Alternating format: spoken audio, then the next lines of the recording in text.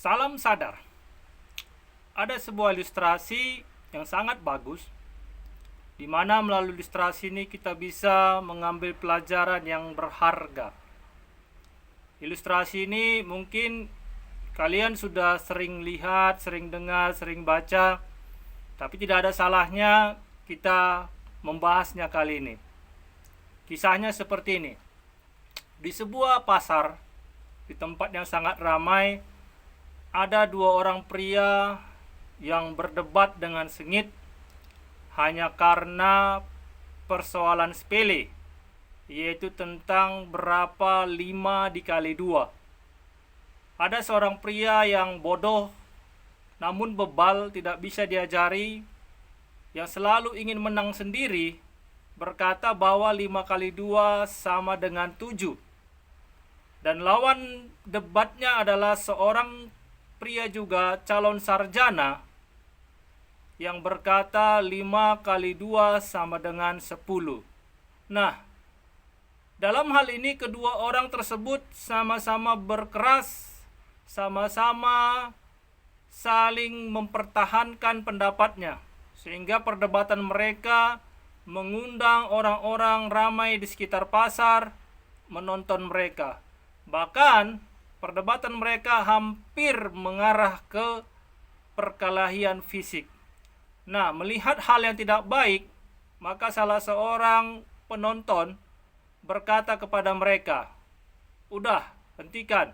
Biar persoalan ini kita bawa kepada guru si calon sarjana. Karena gurunya terkenal sangat bijaksana dan adil dalam mengambil sebuah keputusan." Maka kedua orang yang berdebat ini pun sama-sama setuju, dan mereka pun berangkat ke tempat sang guru. Setelah mereka berdua sampai dan orang-orang banyak juga mengikut mereka di hadapan sang guru, maka dengan bijaksana, dengan tenang sang guru bertanya kepada si bebal duluan, apa persoalannya.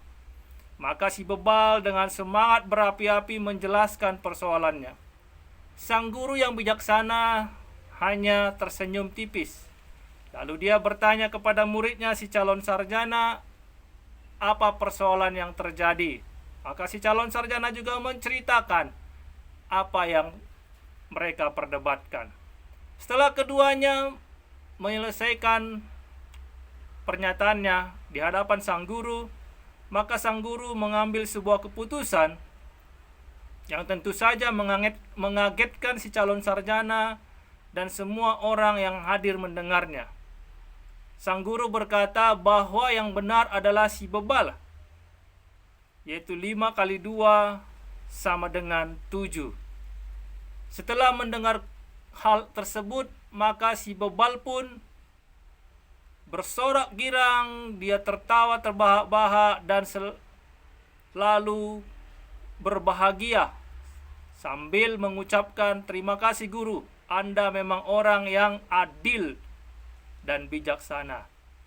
Maka si bebal pun pulang, dan si guru pun memberi hukuman kepada sang calon sarjana untuk tidak keluar dari asrama selama setahun dan belajar lebih tekun lagi.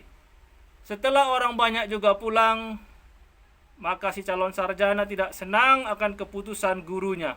Si calon sarjana berkata, "Guru, engkau yang mengajarkan aku 5 kali 2 sama dengan 10. Kenapa pada saat keputusan ini engkau mempermalukan aku dengan berkata 5 kali 2 sama dengan 7? Apakah yang kau ajarkan selama ini salah, guru? Dan kenapa engkau menghukum aku kalau aku yang benar?"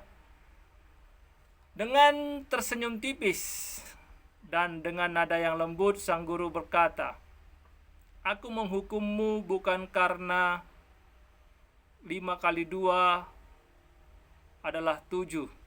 Bukan karena kau yang salah. Tetapi aku menghukummu karena kau tidak bijaksana."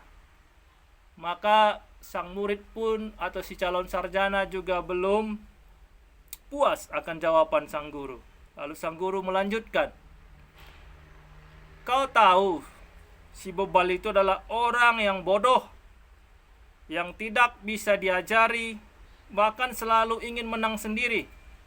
Dia sudah terkenal tidak akan mau mengalah walaupun harus bertarung mati-matian.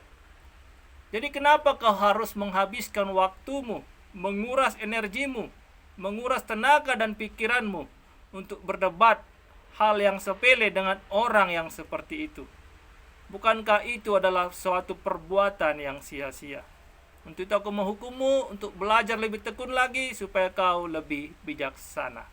Maka sang calon sarjana pun menerima keputusan dari sang guru. Demikian ilustrasinya kawan. Satu hal yang bisa kita pelajari adalah bahwa kepintaran itu bukanlah hal yang hebat. Memang pintar itu bagus. Pintar itu adalah suatu hal yang penting. Tetapi kepintaran itu tidaklah cukup kalau tidak dibarengi dengan sebuah kebijaksanaan. Lihatlah kawan, bangsa kita ini bukan tidak kekurangan orang pintar. Banyak orang pintar di bangsa ini. Banyak orang-orang yang pandai di bangsa ini. Tetapi lihat, yang ada hanya kerusuhan, keributan, saling berdebat, ingin menghancurkan satu dengan yang lain. Kenapa? Karena orang-orang pintar tersebut tidak memiliki kebijaksanaan. Orang pintar itu egonya masih tinggi kawan. Dia ingin diakui, dia ingin dihormati, dia ingin disanjung. Orang-orang pintar itu biasanya egonya masih setinggi langit, seolah-olah dia itu berada di atas awan-awan. Sedangkan orang-orang yang bijaksana itu egonya sudah sangat rendah, bahkan hampir tidak ada sama sekali. Jadi orang-orang pintar itu biasanya senang meributkan hal-hal yang sepele. Ya mungkin karena dia pintar, dia ingin diakui, dia ingin memperjelas kepintarannya. Sementara orang-orang yang bijaksana itu selalu memperkecil persoalan yang besar dan menghilangkan persoalan yang kecil. Jadi kawan, andai kata negara kita ini, bangsa kita ini memiliki orang-orang yang bijaksana, pasti bangsa ini akan menjadi bangsa yang hebat. Coba lihat, dulu banyak orang-orang bijaksana sehingga bangsa ini menjadi bangsa yang hebat, bangsa yang kuat, diakui dunia. Tetapi semakin kemari, semakin zaman ini semakin maju, semakin teknologinya canggih, justru bangsa ini semakin rendah sumber daya manusianya. Bukan karena bangsa ini tidak pintar. Di bangsa ini banyak sarjana, banyak master, banyak doktor, banyak profesor, orang-orang besar, guru-guru besar. Tetapi bangsa ini sudah kehilangan orang-orang yang bijaksana.